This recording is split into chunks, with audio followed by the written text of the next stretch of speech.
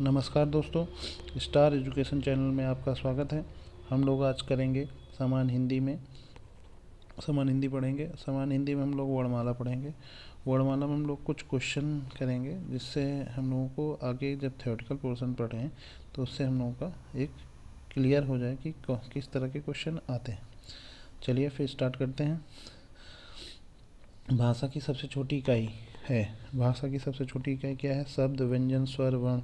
तो आप लोग अपनी पास कॉपी और एक पेन रखे रहिए और क्वेश्चन का आंसर लिखते जाइए, जिससे ये पता चलेगा कि कैसा कौन सा आंसर मतलब कितना आपको आता है। ठीक है, तो कौन सा क्वेश्चन सही हो रहा है, कौन सा गलत हो रहा है, ये आपको पता चल जाएगा। तो इस तरह आपको पता चल जाएगा कितने क्वेश्चन आपको बना ले रहे हैं। ठीक है, चलिए फिर स्टार्ट करते हैं। भाषा की सबसे छोटी इकाई क्या है? और हाँ, एक बात और, जो लोग नए लोग हैं वो हमारे चैनल को सब्सक्राइब करिए, लाइक करिए और शेयर करिए। अगर वीडियो पसंद आता है तो उसको ज़्यादा से ज़्यादा शेयर करिए, जिससे और लोगों को भी इसका लाभ हो सके। ठीक है, चलिए दोस्तों आगे बढ़ते हैं। भाषा की सबसे छोटी इकाई क्या है? वर्ण। भाषा की सबसे छोटी इकाई क्या है? वर्ण। ठीक है, नेक्स्ट क्वेश्चन पे आते हैं। वर्णमाला कहते हैं वर्णमाला कहते हैं किसको? शब्द समूह को, शब्द गणना को, वर्णों के संकलन को, वर्णों के व्यवस्थित समूह को। ठीक है, वर्णों के व्यवस्थित समूह को। तो इसका आंसर है डी, वर्णों के व्यवस्थित समूह को। निम्न में से कंठ ध्वनि कौन से हैं? निम्न में से कंठ ध्वनि कौन से? का, खा, या, रा, जा, जा, टाड़ा। तो आप लोगों को पता ही कंठ ध्वनि का, खा निकल रही है, तो ये ए वाला आंसर सही है। दूसरे क्वेश्चन में आते हैं। चौथा क्वेश्चन है, स्थान के आधार पर बताइए कि मूर्धन्य व्यंजन कौन से हैं? मूर्धन्य व्यंजन कौन से हैं? तो मूर्धन्य व्यंजन आपको पता ही है, गा, घा, जा, झा, डाढ़ा और पाफा में कौन सा है? डाढ़ा, मूर्धन्य डाढ़ा। ठीक है, अगले क्वेश्चन, पांचवें क्वेश्चन पे आते हैं। पांचवा क्वेश्चन क्या है? निम्न में से अल्पप्राण वर्ण कौन से हैं? अल्पप्राण वर्ण कौन से हैं? तो अल्पप्राण कौन से हैं? का, खा, जैसे हम लोग ये पढ़ेंगे, अल्पप्राण, महाप्राण, घोष, अघोष। ठीक है, अंतस्थ व्यंजन, ये सब पढ़ेंगे थ्योरेटिकल में। तो ये देखिए पूछा जा रहा है ना, निम्न में से अल्पप्राण वर्ण कौन से हैं? तो ये हम लोग को अक्सर क्वेश्चन पूछे जाते हैं। ठीक, तो इसका अल्पप्राण का आंसर क्या होगा? का और गा, पहला और तीसरा अल्पप्राण होते हैं। ठीक है, चलिए आगे हम लोग बताएंगे। छठा क्वेश्चन में है, निम्न में से नासिक व्यंजन कौन से हैं? नासिक व्यंजन कौन से हैं? हाँ, तो नासिक व्यंजन हम लोगों का ईया है। क्यों? ईया नाक से बोले जा रहे हैं, ईया नाक से ध्वनि निकल रही है। सा तालु से निकल रही, गा कंठ से निकल रही, जा तालुफ से निकल रही, इसलिए ईया आंसर होगा। ठीक है, आगे क्वेश्चन बढ़ते हैं। ए वर्ण क्या कहलाते हैं? ठीक है, नासिक, मूर्धन, ओष्ठ, कंठ, तालव। ए वर्ण कौन से कहलाते हैं? इसका आंसर है कंठ तालव। कंठ से निकलता ए, तो तालव हो गया ना। ता से भी जीभ के हिलने से भी होता है और वो होता है कंठ से भी निकलता है। आप नेक्स्ट क्वेश्चन में आते हैं। हिंदी वर्णमाला में अयोग्य वाह वर्ण कौन से हैं? अयोग्य वाह वर्ण कौन से हैं? तो इसका आंसर कौन सा है? अयोग्य वाह, अ, आ, इ, उ, अंग, आह। तो अंग, आह अयोग्य वाह वर्ण है। ठीक है, नेक्स्ट क्वेश्चन है, नौवां क्वेश्चन। निम्न में से बताइए कि किस शब्द में द्वित्व व्यंजन है? द्वित्व व्यंजन, जैसे आप लोग देख भी रहे हैं, द्वित्व व्यंजन कौन से होते हैं? जो आधा और आधा मिलके ठीक बनते हैं। जैसे पूना, इलाहाबाद, दिल्ली, उषा। तो दिल्ली में देखिए आधा ला भी है, ला भी है, तो ये द्वित्व व्यंजन हो गया। ठीक है, आगे नेक्स्ट क्वेश्चन है, 10वां क्वेश्चन है। सा हा कौन से व्यंजन कहलाते हैं? सा और हा कौन से व्यंजन कहलाते हैं? वैसे ही होते हैं, अंतस्थ व्यंजन भी कहलाए जाते हैं और संघर्षी व्यंजन भी हैं। ठीक है, उनको संघर्षी व्यंजन भी कहते हैं, जैसे सा वाला संघर्ष से निकल रहे हैं। ठीक है, तो अगले क्वेश्चन में आते हैं, 11वें क्वेश्चन में। निम्नलिखित में से बताइए कि नवीन विकसित ध्वनियाँ कौन सी हैं? 11वां क्वेश्चन क्या है? नवीन विकसित ध्वनियाँ कौन सी हैं? नवीन, ख, जिसमें रा रहता है, इससे सब तो पुरानी हो चुकी हैं। नई में देखिए यहाँ रा, खा के नीचे एक बिंदी रखी, गा के नीचे एक बिंदी रहती है, ये नवीन विकसित ध्वनियाँ हैं। ठीक है, निम्न में से कौन सा घोष वर्ण है? निम्न निम्न में से कौन सा घोष वर्ण है? घोष, घोष, अघोष, ये सब हम पढ़ाएंगे थर्ड कलर पोर्शन में, तो ये भी क्वेश्चन आते हैं। तो इसमें क्या, खा, चा, मा, टा, तो इसमें आंसर होगा मा, ये घोष है। ठीक है, अगला क्वेश्चन 13वें में आते हैं। कौन सा अमानक वर्ण है? कौन सा अमानक वर्ण है? खा, धा, भा, जैसे आप देख भी ले रहे हैं, ये भा अमानक वर्ण दिख रहा है, ये जल्दी हम लोगों को देखने को नहीं मिलता। ठीक है, नेक्स्ट क्वेश्चन है का, गा, जा, फा, धन, दुनिया किसकी है? देखिए इसमें सब में नीचे बिंदी रखी है, तो अरबी फारसी में बिंदी रखी रहती है, सॉरी अरबी फारसी ध्वनियों में बिंदी रखी रहती है। ठीक है, अगले क्वेश्चन में आते हैं। ये हिंदी में मूलतः वर्णों की संख्या कितनी होती है? हिंदी में मूलतः वर्णों की संख्या कितनी है? जैसे आप लोग देख ही रहे हैं, हिंदी में मूलतः कितने वर्णों की संख्या होती है, आप देख ले रहे होंगे 50, 51, 52, 53। तो हिंदी में वर्णों की कुल संख्या होती है, बताइए, 52। क्या होती है? 52। ठीक है, नेक्स्ट क्वेश्चन पे आते हैं। छा ध्वनि किसकी अंतर्गत आती है? जो छा ध्वनि है वो किसके अंतर्गत आती है? ये आती है मूल स्वर के लिए, घोष वर्ण के लिए, तालुब के लिए, संयुक्त वर्ण के लिए। तो संयुक्त वर्ण के लिए आती है। इसमें क्या होता है, इसमें आधा सा और का होता है, का, प, सा होती है। ठीक है, अब आगे क्वेश्चन बढ़ते हैं। हिंदी शब्दकोश में छा का क्रम किस वर्ण के बाद आता है? तो छा का क्रम अभी हम बताए हैं, का के बाद आता है। किसके बाद आता है? का के बाद। ठीक है, ज्ञा वर्ण किन वर्णों के संयोग से बनाता है? तो ज्ञा वर्ण आप लोग समझ ही रहे हैं, ये संयुक्त वर्ण है, और इस संयुक्त वर्ण दो शब्दों से मिलकर बने हुए। कौन कौन से शब्द? जा और इया से, आधा जा और इया से। ठीक है, नेक्स्ट क्वेश्चन आइए, 19वां क्वेश्चन। आघोष वर्ण कौन सा होता है? आघोष वर्ण कौन सा होता है? आघोष वर्ण कौन सा होता है, ये हम आपको पढ़ाएंगे, जब थ्योरेटिकल पोर्शन पढ़ाएंगे तो इसको डिटेल में पढ़ाएंगे। अभी आप इस क्वेश्चन को समझिए, आघोष वर्ण कौन सा होता है, इस तरह के क्वेश्चन आते हैं। अ, जा, हा, सा, तो ये सा होगा। आघोष वर्ण क्या होता है? सा। ठीक है, अब नेक्स्ट क्वेश्चन आते हैं 20वें क्वेश्चन में। घा का उच्चारण स्थान कौन सा है? घा, ये कहाँ से निकल रहा है? घा, मूर्धन्य कंठ, तालु तन, तो कंठ से निकल रहा है। कहाँ से निकल रहा है? कंठ से।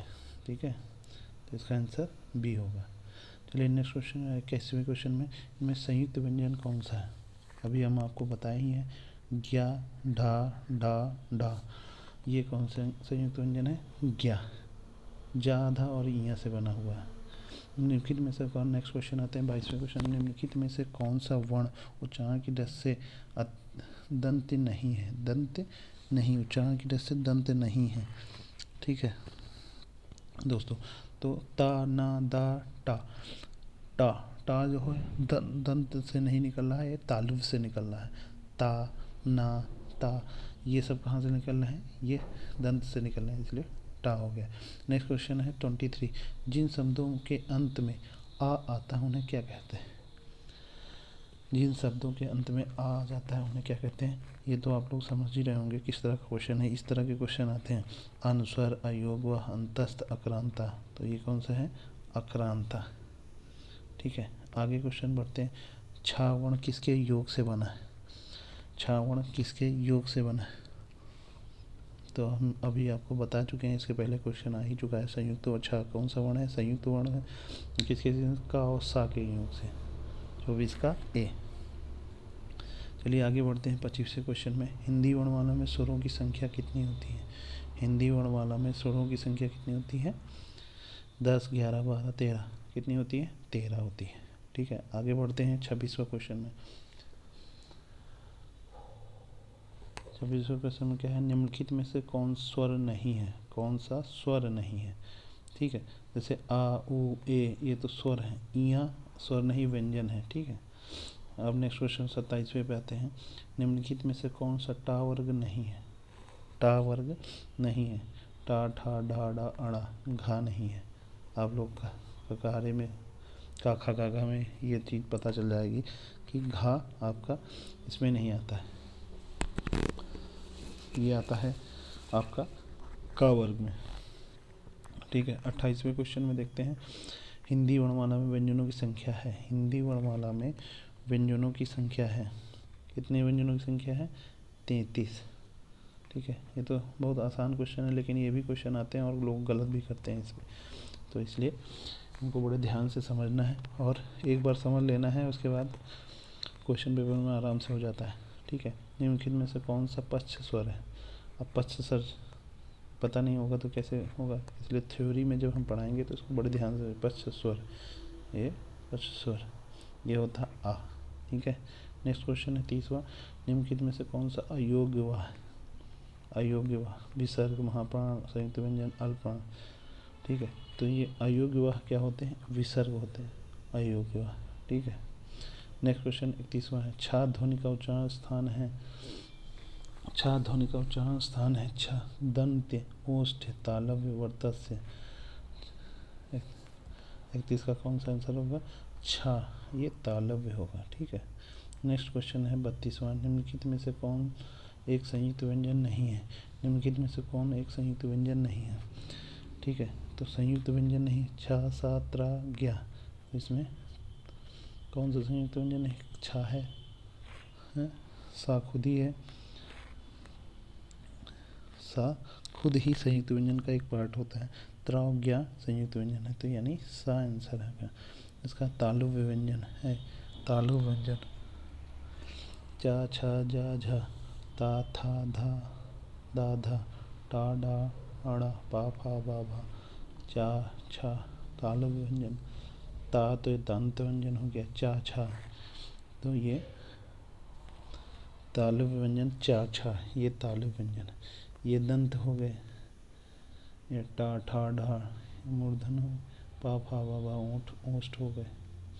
ठीक है, चलिए आगे बोलते हैं, आगे बढ़ते हैं। 34वां क्या है? यारा अलावा किस वर्ग के व्यंजन है? तो ये आप लोगों को बताएंगे हम। यारा अलावा जो होते हैं वो अंतस्थ व्यंजन होते हैं। क्या होते हैं? अंतस्थ व्यंजन। तो 34वें का सी आंसर है। अनुनासिक का संबंध होता है, अनुनासिक का संबंध होता है। अनुनासिक केवल नाक से, नाक और मुंह दोनों से, अनुनासिक नाक और मुंह दोनों से होता है। ठीक है, ये नाक और मुंह दोनों से होता है। ठीक है, नेक्स्ट क्वेश्चन आगे बढ़ते हैं। अनुनासिक व्यंजन कौन से होते हैं? अनुनासिक व्यंजन कौन से होते हैं? तो वर्ग के प्रथम अक्षर, वर्ग के तृतीय अक्षर, वर्ग के चतुर्थ, वर्ग के पंचम। इया, इया, ये कहाँ से है? ये किसी वर्ग का 5वां अक्षर होता है। ठीक है, जो अनुनासिक होते हैं वो वर्ग का 5वां अक्षर होता है। हिंदी वर्णमाला में स्वरों की संख्या है। हिंदी वर्णमाला में स्वरों की संख्या क्या है? 11। हिंदी वर्णमाला में स्वरों की संख्या कितनी है? 11। ठीक है, आगे बढ़ते हैं। कंठ्योष्ठ ध्वनि का उदाहरण है, कंठ्योष्ठ ध्वनि का उदाहरण है 38वां का, कंठोष्ठ ध्वनि और ये कंठोष्ठ ध्वनि का उदाहरण है। भाषा निर्माण की इकाई का सही अनुक्रम क्या है? भाषा जो भाषा निर्माण की इकाइयों का सही अनुक्रम क्या होता है? ये है शब्द, ध्वनि, वाक्य, पद, पद, वाक्य, ध्वनि, शब्द, या शब्द, वाक्य, ध्वनि, पद, या ध्वनि, शब्द, पद, वाक्य। तो 39वें का हम लोगों का आंसर क्या है? डी। ध्वनि आती है, फिर शब्द आता है, फिर पद आता है, फिर वाक्य आता है, यानी ये। ठीक है, 40वां क्वेश्चन है। निम्नलिखित में से उच्चारण स्थान के आधार पर कंठ से लेकर मुख विवरण में उच्चारित व्यंजन ध्वनि का सही अनुक्रम क्या होता है? तो पहले कंठ बोला था, तालव, वर्तस, दंत, ओष्ठ, या तालव, कंठ, ओष्ठ, दंत। तो 40वें का जो हम लोगों का आंसर है वो हम लोगों का ए है। पहले कंठ बोलते हैं, का, खा, गा, फिर तालव, चा, छा, जा, फिर वर्तस, ठीक है, फिर दंत, फिर ओष्ठ। ठीक है, 5 वर्गों में पहले कंठ, तालव, वर्तस, दांत, ओष्ठ, ये सीक्वेंस होता है। फिर लास्ट क्वेश्चन है प्रयत्न। प्रयत्न के आधार पर ला किस प्रकार की ध्वनि है? पार्श्विक, उच्छिष्ट, प्रंकित, कंगसहीन। ये क्वेश्चन इस तरह के क्वेश्चन टफ होते हैं, लेकिन ये जल्दी क्वेश्चन आते नहीं हैं, ठीक है, लेकिन ये आना चाहिए हम लोगों को भी, ठीक है। तो इसका क्या होता है, पार्ट्स भी, ठीक है दोस्तों। तो इस तरह हम लोगों ने 41 क्वेश्चन किए हैं, और हम लोगों ने 41 क्वेश्चन किए। इससे हम लोगों को अंदाज़ा लग गया कि हम लोगों को अब थ्योरेटिकल पोर्शन में किस तरीके से पढ़ना है, और किस तरह की क्वेश्चनों का आएंगे, जिससे हम लोग उसको बना लेंगे आराम से। इसलिए दोस्तों चलिए, ये तो हो गया स्टार एजुकेशन में 41 क्वेश्चन में करवा दिया है। आगे हम लोग फिर थ्योरेटिकल पोर्शन का एक बनाएंगे वीडियो, फिर एक क्वेश्चन पेपर सॉल्व करेंगे, ठीक है, क्वेश्चन का सेट सॉल्व करेंगे, ठीक है। ओके दोस्तों, नमस्कार। और हाँ, अपने दोस्तों को भी शेयर करिए, लाइक करिए और सब्सक्राइब करिए, हमारे चैनल को प्रमोट करिए। चलिए, नमस्कार दोस्तों, धन्यवाद।